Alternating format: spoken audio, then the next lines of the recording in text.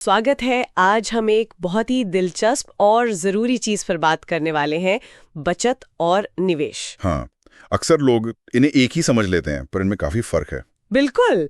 और हमारे पास ना एक दस्तावेज है जो इसे बड़े आसान तरीके से समझाता है, तो आज हम इसी के तह तक जाएंगे। हाँ, देखते हैं कि ये दोनों असल में है क्या। आज का मकसद यही है कि हम समझें कि बचत क्या है, निवेश क्या है, और क्यों सिर्फ पैसा बचा लेना ही काफी नहीं होता है ना। सही बात है, भविष्य के लिए दोनों ही अपनी अपनी जगह महत्वपूर्ण है। तो चलिए शुरू करते हैं। सबसे पहले बचत, ये क्या होती है? देखिए, स्रोत के हिसाब से बचत बहुत सीधी सी बात है। पैसा कमाया और उसे तुरंत खर्च नहीं किया, अलग रख लिया भविष्य के इस्तेमाल के लिए।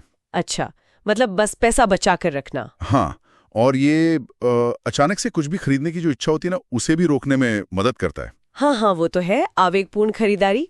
बिल्कुल, रुक कर सोचना कि क्या ये वाकई जरूरी है, वो भी बचत का ही एक हिस्सा है, सोच का। ठीक है। तो ये हुई बचत। अब आते हैं निवेश पर।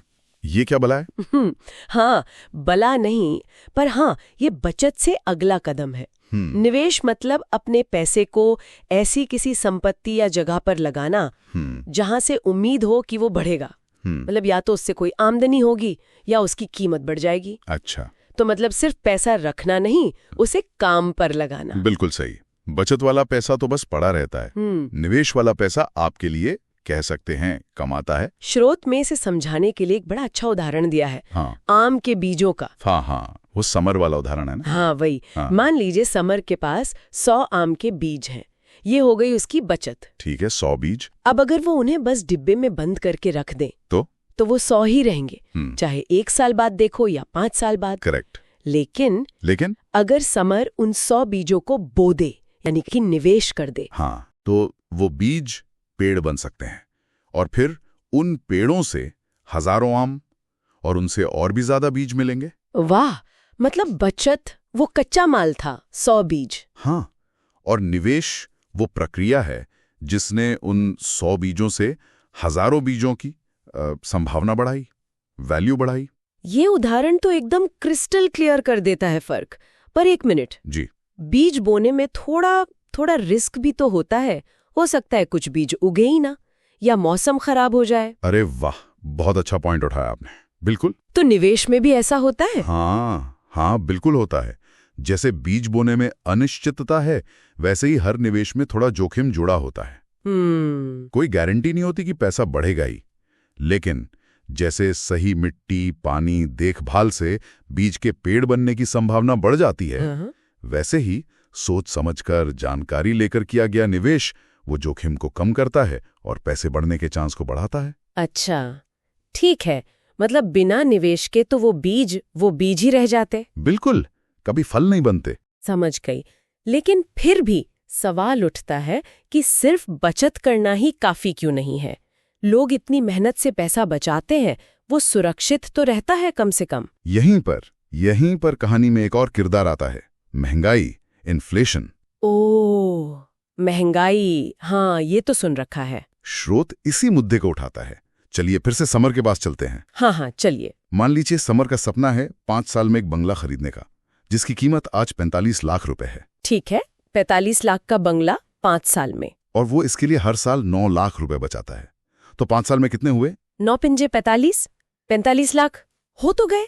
प्लान तो सही लग रहा है। हाँ, सुनने में तो एकदम परफेक्ट है, पर यही वो महंगाई वाला पेच है। अच्छा, कैसे? स्रोत कहता है, मान लीजिए महंगाई दर यानी चीजों के दाम बढ़ने की रफ्तार औसतन 4% सालाना है। 4%? ठीक है, मान लिया। तो जो बंगला आज 45 लाख का है, वो 4% सालाना महंगाई के हिसाब से 5 साल बाद कितने का होगा, अंदाजा? 45 से तो ज्यादा ही होगा, शायद 50, 52। नहीं, वो करीब 59 से 60 लाख रुपए का हो जाएगा। क्या? 59-60 लाख?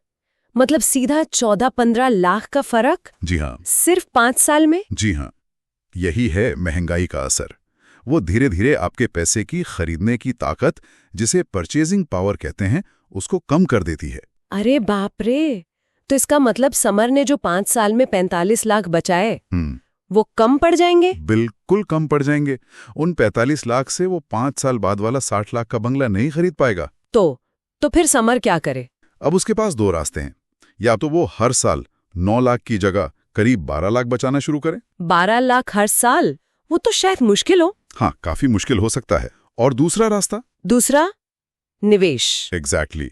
वो अपनी सालाना 9 लाख की बचत को सिर्फ रखे नहीं, बल्कि उसे समझदारी से ऐसी जगह निवेश करें जहां उससे महंगाई दर यानी 4% से ज्यादा का रिटर्न मिल सके। ताकि वो बचत बढ़कर 5 साल में 60 लाख तक पहुंच जाए। बिल्कुल, ताकि वो अपने लक्ष्य तक पहुंच सकें। यहीं पर निवेश का असली महत्व सामने आता है। ये सिर्फ पैसा बढ़ाना नहीं है, ये आपके पैसे की कीमत को समय के साथ गिरने से बचाना भी है, महंगाई को मात देना है। वाह, अब जाकर पूरी तस्वीर साफ हुई। तो मतलब बचत वो पहला जरूरी कदम है, नींव है। हाँ, नींव है, बिल्कुल जरूरी है। लेकिन सिर्फ नींव बनाने से घर नहीं बनता। उसके ऊपर मजबूत इमारत खड़ी करने के लिए निवेश चाहिए, खासकर जब लक्ष्य बड़े हों और समय लंबा हो। आपने एकदम सही निचोड़ निकाला। बचत नाव है तो निवेश उसे चलाने वाला इंजन, जो महंगाई की लहरों से लड़कर मंजिल तक ले जाए। बचत नींव है और निवेश उस पर बनने वाली इमारत। ये बात गांठ बांध लेनी चाहिए। हाँ, क्योंकि बिना निवेश के महंगाई उस नींव को धीरे धीरे खोखला करती रहती है। इस सारी बातचीत से न एक बहुत अहम सवाल दिमाग में घूम रहा है। पूछिए। अगर निवेश इतना जरूरी है और उसमें, जैसा आपने कहा, थोड़ा जोखिम भी है, तो कोई ये कैसे तय करे कि उसके लिए सही निवेश कौन सा है? मतलब कहाँ पैसा लगाएं कि लक्ष्य भी पूरे हो जाएं और रात की नींद भी न उड़े? ये बहुत ही महत्वपूर्ण सवाल है और इसका जवाब हर किसी के लिए अलग होता है। ये निर्भर करता है आपके लक्ष्य क्या हैं, आप कितना जोखिम ले सकते हैं, कितने समय के लिए निवेश करना है। हाँ, ये सब सोचना पड़ेगा। शायद इस सवाल पर हम अगली बार और गहराई से बात कर सकते हैं। बिल्कुल, ये अपने आप में एक बड़ी चर्चा का विषय है कि अपने लिए सही निवेश कैसे चुनें।